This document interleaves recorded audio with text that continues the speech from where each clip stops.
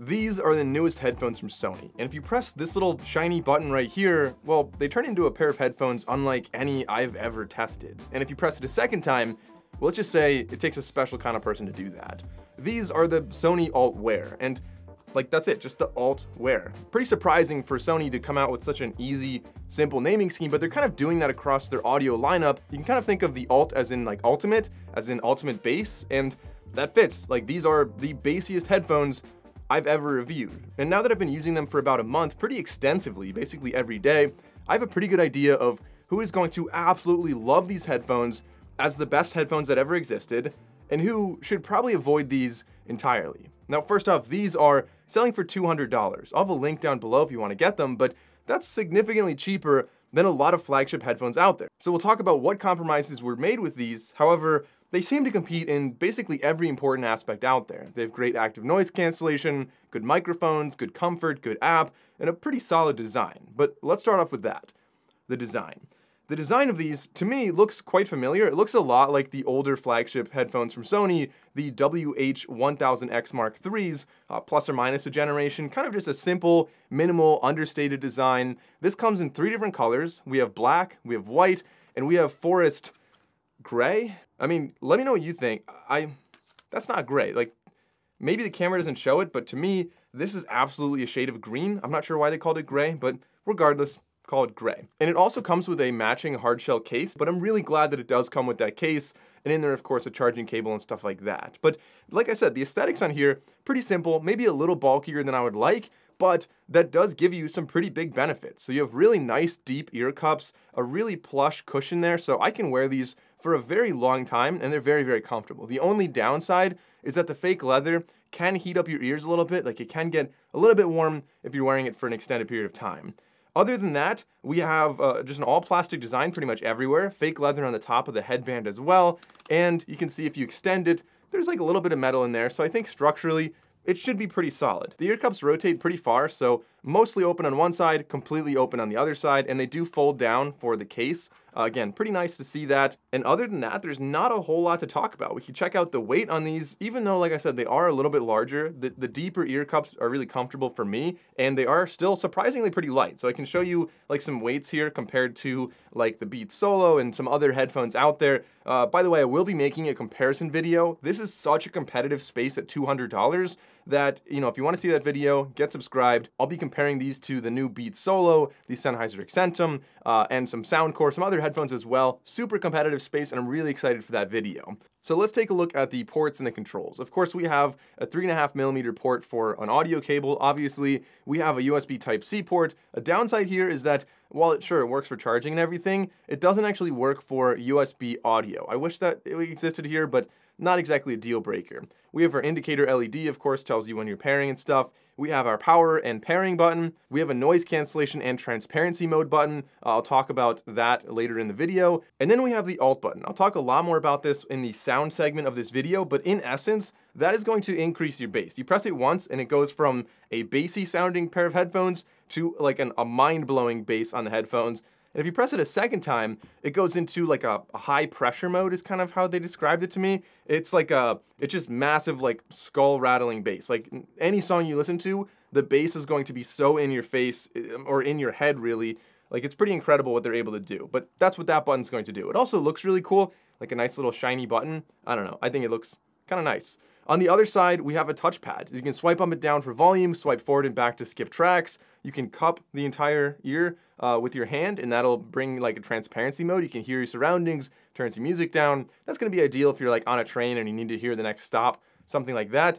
You could double tap to play or pause, and you can tap and hold to like, you know, open the assistant or something like that. But also these do have autoplay or auto pause, so I don't usually press the play pause button much. I'll just take them off my head and that'll pause it automatically.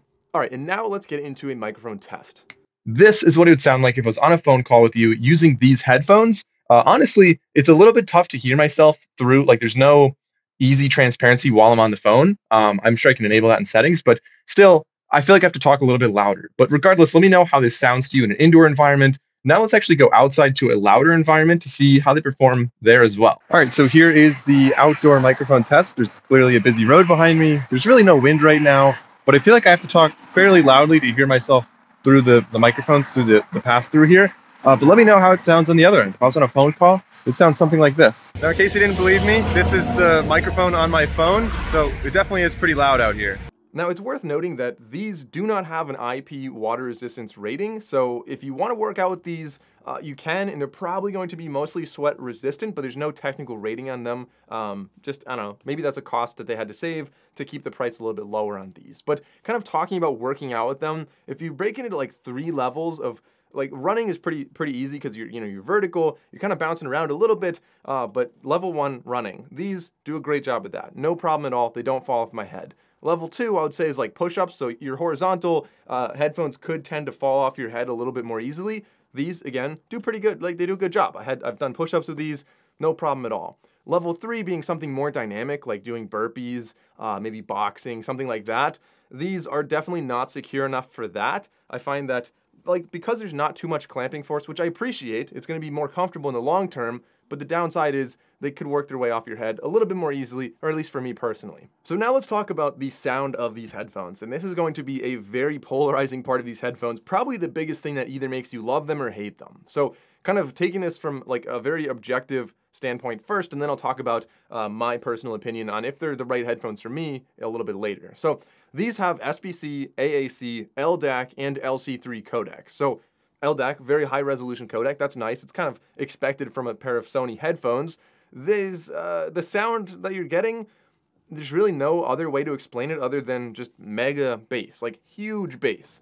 Like I said earlier, if you just put them on in normal mode, you get a lot of bass and you can EQ that down a little bit if you don't like a lot of bass.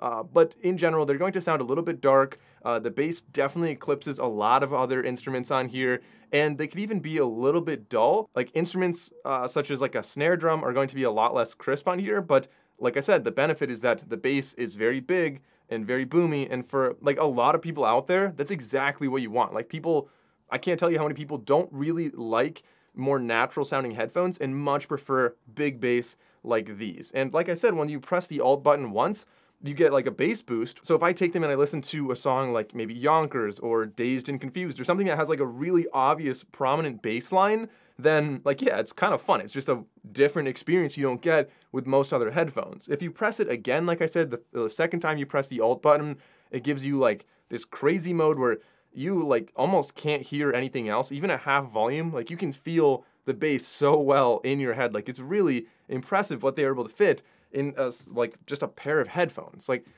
until you try it, it's really hard to explain exactly how well that works. But like I said, if your favorite song is Dazed and Confused or Yonkers and you just really love bass lines, then these are your headphones. You're not going to find anything else that really does it quite like these.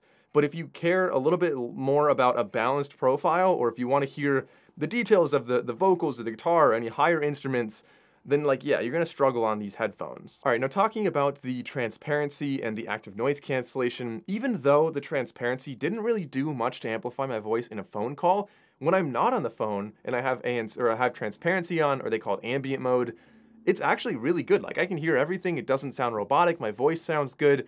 It sounds like maybe slightly muffled, like not quite perfect, but still basically I would say as good as the flagship XM5s. Like I think this does a really good job. Now, as far as active noise cancellation goes, again, these do a really good job there as well. It's a little bit harder to explain. Like I like to quantify it, so I'll show a couple of graphs right here comparing the active noise cancellation from white noise. I do a test where I play a white noise at a set distance away. I turn the volume up until these are no longer able to block it, and then I measure the decibels of the volume I'm hearing, compared to some other headphones. So these, like you can see, do a pretty solid job. Probably not the best on the market, but definitely more than passable, I would say. All right, so now let's take a look at the app. You can see this is a classic Sony app. You can see your headphones on the top. They tell you what codec you're using right now, the status of the adaptive sound control, kind of a cool Sony feature that changes, like let's just tap on that. It changes based on what you're doing. If you're walking, if you're running, if you're traveling, they can change some of the basic settings on there, like ambient sound control. We have playback controls right here. If you like to manage your playback controls within the app,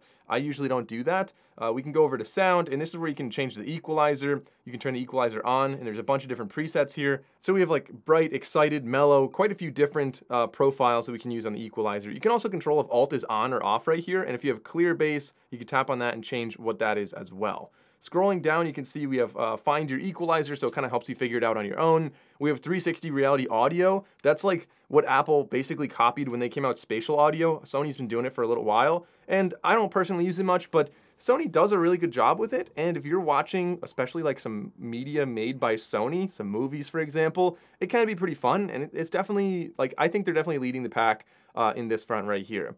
You can choose if you want to prioritize sound quality or stability on your connection. So that kind of goes back to the codecs that you're using.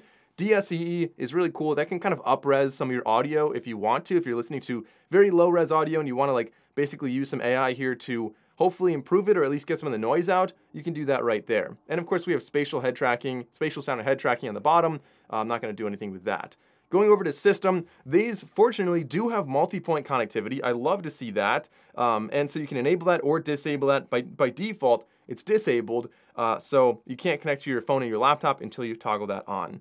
You can choose your voice assistant. You can choose the touch sensor to be enabled or disabled. Some people might not like it to be enabled if they are, maybe they just like adjust their headphones a lot and they don't want to pause their music. Right here it says capture voice during a phone call. That is enabled. Honestly, it's still a pretty weak feature. I wish that was a little bit louder. Like I wish I could really hear myself talk a little bit better when I was on the phone. But I mean, at least it's better than nothing. Then we can customize the quick access. So if you press the ANC button twice or 3 times, you can actually customize what this is able to do. So you can open Spotify, for example, with Spotify Tap. I'm not going to do that right now, but a cool feature that we have on these. Automatic power off will save your battery, which by the way is rated for 30 hours with active noise cancellation on, or 50 hours without ANC.